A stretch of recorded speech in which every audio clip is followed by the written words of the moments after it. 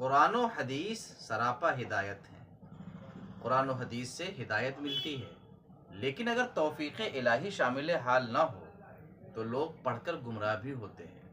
یہی وجہ ہے کہ آپ دیکھیں ایسے بہت سارے لوگ گزرے ہیں جنہوں نے قرآن پاک کی تفسیر تک لکھی، ترجمہ بھی کیا، قرآن پاک کے اعجاز پر کتابیں بھی لکھی، مگر وہ بہک گئے، راہ راست سے بھٹک گئے۔ تو اس کی وجہ کیا ہو سکتی ہے؟ تو یاد رہے توفیق الہی کا شامل ہونا بھی بہت ضروری ہے، بلکہ اصل وہی ہے۔ توفیق الہی شامل ہو تو بہت سے ایسے ہیں کہ قرآن کریم کو درست طریقے سے پڑھ نہیں پاتے، مگر ایمان میں کامل ہیں، مضبوط ہیں وہ۔ اور بہت سے ایسے ہیں کہ باقاعدہ قرآن و حدیث کو پڑھتے کیا پڑھاتے بھی ہیں، مگر وہ ایمان سے دور نکل چکے ہیں، ایمان ان کے سینوں سے نکل گیا ہے۔ تو اب قرآن و حدیث جو اصل ہے، تمام دلیلوں میں سب سے بڑی دلیل ہے جس پر ہمارا ایمان و عقیدہ ہے، اسی قرآن و حدیث کا سہارا لے کر کچھ لوگ شکار بھی کرتے ہیں۔ آپ مجھے بتائیے، کلمہ پڑھنے والے جتنے گروہ ہیں سارے کے سارے قرآن و حدیث کو ماننے کا دعویٰ کرتے ہیں، اس کے باوجود لوگ الگ الگ عقیدے پر کیوں ہیں؟ جب ہر کوئی یہ مانتا ہے کہ قرآن کو بھی میں مانتا ہوں، حدیث رسول کو بھی مانتا ہوں، پھر یہ تقسیم کیوں ہے؟ آج کے اس زمانے میں کچھ لوگ بہکانے کے لیے بھی کہتے ہیں کہ یار لوگوں کی باتیں چھوڑو، قرآن کی طرف آؤ، حالانکہ یہ نہیں بتاتے کہ قرآن کریم جو ہے وہ پڑھ تو آپ سکتے ہیں، آپ اسے تلاوت کر سکتے ہیں، عربی زبان پر مہارت ہے تو آپ ترجمہ بھی کر سکتے ہیں، مگر پیارے اس آیت میں کیا مراد ہے؟ اس آیت سے کیا ثابت ہوتا ہے؟ اس سے متعلق پورے قرآن میں کتنی آیتیں ہیں؟ آیا یہ آیت اپنے دامن میں کتنی باتوں کو سمیٹے ہوئے ہے؟ رسول اللہ نے اس آیت کا کیا مطلب سمجھا؟ صحابہ نے اس آیت کریمہ سے کیا اخذ کیا، کیا مطلب سمجھا؟ تابعین نے اس سے کیا نکالا؟ 1400 سال سے امت قرآن کو پڑھ رہی ہے، تو آخر اس آیت کریمہ سے انہوں نے کیا سمجھا؟ اگر اس کو چھوڑ دیا جائے تو صرف تلاوت تو بچے گی، ترجمہ تو بچے گا، مگر قرآن پاک سے آپ ہدایت نہیں لے سکتے۔ آج بہکنے والے کیوں بہک رہے ہیں؟ آج گمراہ ہونے والے کیوں گمراہ ہو رہے ہیں؟ اعلیٰ حضرت نے ایک مقام پہ بڑی پیاری بات ارشاد فرمائی ہے اپنے فتاویٰ میں، فرماتے ہیں قرآن امام حدیث، حدیث امام مجتہد، مجتہد امام علماء، علماء امام عوام، جس نے اس سلسلے کو توڑا وہ گمراہ ہو گیا۔ کچھ اس طرح کا مفہوم ہے کہ وہ گمراہ ہو گیا۔ آج محسوس کیجئے، قرآن پاک کی آیت تو لے رہے ہیں، مگر یہ بھول جاتے ہیں کہ جس خدا نے یہ آیت نازل کی ہے اسی خدائے قدیر و جبار نے آیت کو سمجھانے کے لیے اپنی طرف سے نبی بھیجا ہے۔ اس نبی کو چھوڑ کر آیت کے معنی اور مفہوم کو آپ درست طریقے سے نہیں سمجھ سکتے۔ پھر اسی پیغمبر اعظم کی صحبت حاصل کر کے صحابہ نے اس کی گہرائی معلوم کی کہ اس آیت کریمہ میں کیا کچھ پوشیدہ ہے۔ ایسے ہی رسول اللہ صلی اللہ علیہ وسلم کی حدیثیں بھی ہیں۔ بے شک احادیث کا ایک بہت بڑا ذخیرہ ہمارے زمانے میں موجود ہے، بہت کچھ جا چکا، ختم ہو گیا، محفوظ نہیں ہے، مگر جو موجود ہے آپ کے پاس، کیا ساری حدیثوں پر آپ کی نظر ہے؟ کیا آپ رسول اللہ کے سارے ارشاد کی گہرائی تک اتر چکے؟ کیا آپ نے ساری حدیث کی کتابوں کو نہ صرف پڑھا بلکہ سمجھ بھی لیا؟ جی ایسا ممکن تو نہیں ہے، پھر دعویٰ کیسے کریں گے؟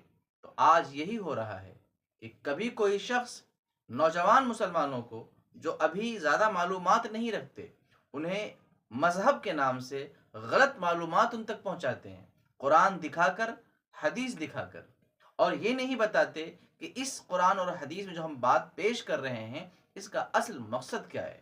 میں آپ سے عرض کروں کہ اگر صرف احکام کی آیتیں پیش کی جائیں، احکام کی احادیث پیش کی جائیں، تو بھی انسان کو بہکایا جا سکتا ہے، اور بہکانے والے اس طرح سے بھی نوجوانوں کو بہکا رہے ہیں۔ کیسے؟ دیکھیں، ہر حکم مشروط ہوتا ہے، گرچہ اس کی شرط وہاں پر بیان ہو یا نہ بیان ہو، مگر کوئی ایسا حکم نہیں جو مشروط نہیں۔ ہر فرض بقدر قدرت، ہر حکم بشرط استطاعت۔ لیکن صرف حکم بیان کیا جائے، اس کی شرطیں نہ بیان کی جائیں کہ آیا یہ کس کے لیے ہے، اس پر کون عمل کرے گا، تو ہر بندہ میدان میں اتر جائے گا۔ جو بادشاہ کی ذمہ داری ہے وہ علماء کی نہیں ہے، جو علماء کی ذمہ داری ہے وہ عوام کی نہیں ہے، اور جو عوام کی ذمہ داری ہے وہ دوسروں کی نہیں ہے، تو ہر ایک پر لازم کیا آتا ہے، کون کس میدان میں کام کرے گا۔ ہمارے زمانے میں فساد کی ایک بڑی وجہ یہ ہے کہ جو کام عوام کا ہے وہ اپنا کام چھوڑ کے علماء کے کام میں ہاتھ ڈال لیں، جو کام علماء کا ہے تو وہ علماء جو واقعی علماء تو نہیں ہیں، میں ان کی بات کر رہا ہوں، وہ ہاتھ ڈال رہے ہیں بادشاہوں کے کام میں۔ یعنی انہیں یہ نہیں پتا کہ ہم پر کیا لازم ہے اور ہم پر کیا فرض ہے، ہمیں کتنا پہنچانا ہے۔ میرے عزیز ساتھیوں اور دوستوں، آپ جانتے ہیں سطر کا، کسی کے سطر کو دیکھنا حرام ہے، مگر ہاں کیا ہر حال میں حرام ہے، ہر صورت میں حرام ہے، ہر جگہ حرام ہے، کسی بھی شکل میں جائز نہیں ہے؟ تو آپ پھر سوچ لیجئے، سطر دکھانے کے لیے ڈاکٹر کے پاس جاتے ہیں کہ نہیں؟ ڈاکٹر کے پاس آپ برہنہ ہوتے ہیں کہ نہیں؟ تو پھر وہاں بھی حرام ہے۔ اچانک کوئی حادثہ پیش آ جائے، خدا نہ کرے حادثہ پیش آ جائے، آپ کو یہی معلوم ہے کہ سطر دیکھنا اور دکھانا حرام ہے، بس اتنی ہی معلوم ہے، آپ کو اس کی شرطیں نہیں معلوم ہیں، تو اب ایک حادثہ پیش آیا اور ایسی صورت ہے کہ بندہ برہنہ ہو گیا، وہ بندہ یا بندی کوئی بھی ہو، اب آپ ایسی صورت میں کیا کریں گے؟ اس کی جان بچائیں گے یا جا کے پہلے کپڑا بازار سے لا کے پہنائیں گے اس کو؟ کیا کریں گے آپ؟ تو سمجھے نا ان چیزوں کو۔ آج بہکانے والے قرآن اور حدیث دکھا کر جو بہکاتے ہیں وہ بڑی خطرناک چال ہوتی ہے۔ اعلیٰ حضرت نے اسی کے بارے میں کہا، شہد دکھائے زہر پلائے، فرمایا سونا جنگل رات اندھیری، چھائی بدلی کالی ہے، سونے والوں جاگتے رہیو چوروں کی رکھوالی ہے۔ تو یہ قرآن، یہ حدیث ہدایت تو ہے، مگر ہدایت کو حاصل کرنے کے لیے بھی توفیق الہی کا شامل ہونا ضروری ہے، ورنہ بندہ پڑھ کر کے بھی کچھ نہ پڑھا، سیکھ کر کے بھی کچھ نہ سیکھا، یاد کر کے بھی کچھ نہ یاد کیا۔ ہمارے زمانے میں اللہ تعالیٰ رحم فرمائے نوجوانوں پر کہ یہ بہت جلدی ایموشنل بھی ہوتے ہیں اور بڑے جلدی ٹھنڈے بھی ہو جاتے ہیں، انہیں اتنا شعور نہیں ہے کہ آخر ہمیں کب اور کیا اور کیسے کرنا ہے۔ آج انہیں کوئی بھی جذبات کا شکاری جذبات دے کر کے انہیں استعمال کر لیتا ہے، اور کوئی بھی ان کے جذبات کو جب چاہے وہ سرد کر سکتا ہے۔ یہ لوگوں کے ہاتھ میں کھلونا بن چکے ہیں۔ اس کی وجہ یہی ہے کہ انہوں نے ان لوگوں کا دامن چھوڑ دیا جن کے دامن کو پکڑنے کا حکم اللہ اور اس کے رسول نے دیا تھا۔ اب یہ جذبات کے شکار ہوئے ادھر جا رہے ہیں اور ادھر جا رہے ہیں، ایمان و عقیدہ بھی جا رہا ہے، عزت و آبرو بھی لٹ رہی ہے، دنیا بھی تباہ ہو رہی ہے، آخرت بھی جا رہی ہے۔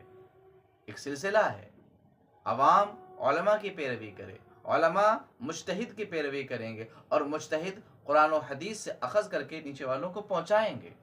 تو شہد دکھائے زہر پلائے کا یہ چھٹا سلسلہ ہے، اور یہ سلسلہ وار انشاءاللہ یہ چیزیں آپ تک پہنچائی جائیں گی۔